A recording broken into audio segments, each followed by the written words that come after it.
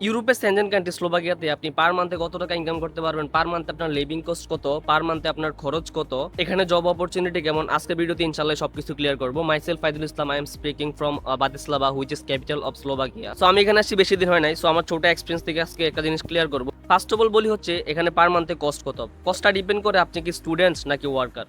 যদি স্টুডেন্ট হন তাহলে পার মান্থে আপনার ডরমেটরি ফি 100 থেকে 150 ইউরোর বেশি হয় না এখানে বাতিস্লাভাতে বা কোসিসে বা অন্যান্য যে সিটিগুলো আছে এগুলোর মধ্যে নিত্রা টিত্রা এগুলোর মধ্যে আরো কম হয়, 80 ইউরো পর্যন্ত আছে ডরমেটরি ফি। বাংলা টাকায় কনভার্ট করে আমি লাস্টে একটা বলে দিব যে গ্রোস অ্যামাউন্ট যে এটা খরচ হয়, এটা জব করে আপনি কামাইতে পারবেন, এটা বাড়িতে পাঠাইতে পারবেন। দেন সেকেন্ড যে বিষয়টা সেটা হচ্ছে ইনকাম।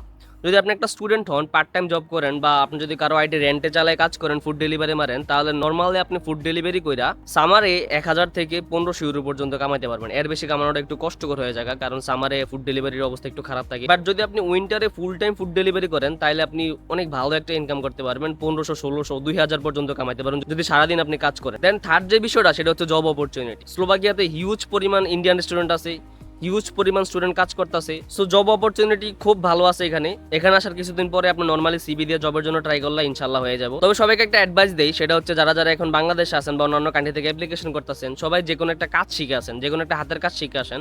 দেন এখানে যদি আসেন আপনি একটা ভালো পজিশনে সরাসরি এনরোল হইতে পারবেন, ভালো একটা স্যালারি কাজ করতে পারবেন।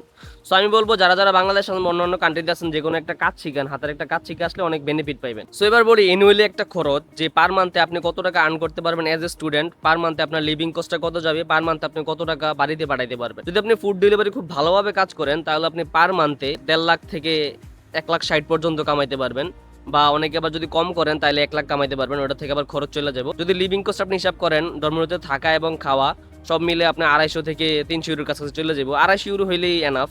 যদি আপনি ডরমিটরিতে থাকেন তাহলে আপনার লিভিং কস্ট অনেক কম আসবে, এবং আপনি খাবার দাবার যদি একটু ঠিকঠাক মতো খান তাইলে আপনার 250-এর ভিতরে সবকিছু ম্যানেজ হয়ে যায়, 200 থেকে 250-এর ভিতরে সবকিছু ম্যানেজ হয়ে যায়।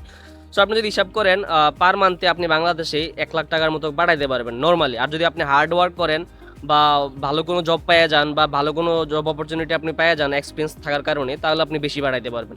সো এটা হচ্ছে অ্যানুয়ালি ইনকাম এবং অ্যানুয়ালি খরচ। একটা জিনিস বলি, যারা এখানে পড়াশোনা করতে আসতেছেন, তারা যারা পার্ট টাইম জব করবেন, অবশ্যই ক্লাসটা মিস দিবেন না ভাই। যদি ক্লাসটা মিস দেন তাহলে কিন্তু স্লোভাকিয়াতে অনেক বড় প্রবলেম পড়বেন, কারণ স্টুডেন্ট অবস্থায় কিন্তু আপনি কাজ করতে পারবেন, ঠিক আছে, অনুমতি আছে, আপনি কাজ চাইলে করতে পারবেন, সমস্যা নাই। বাট আপনি ক্লাসটা অবশ্যই কন্টিনিউ রাখবেন। ক্লাসটা কন্টিনিউ না রাখলে আপনার টিআরসি কার্ড অনেক প্রবলেম হবে, আইএস কার্ড অনেক প্রবলেম করবে। সো এটা আমি সবাইকে বলতে চাই, যারা যারা এখানে আসবেন বাংলাদেশি স্টুডেন্ট, তারা অবশ্যই ক্লাসটা করার পরে বা ক্লাসের ফাঁকে ফুঁকে কাজ করবেন। ক্লাসের ফাঁকে ফুঁকে কাজ করলে মোটামুটি ভালো টাকা কামাইতে পারবেন, বাড়িতে পাঠাইতে পারবেন, পোষাইতে পারবেন।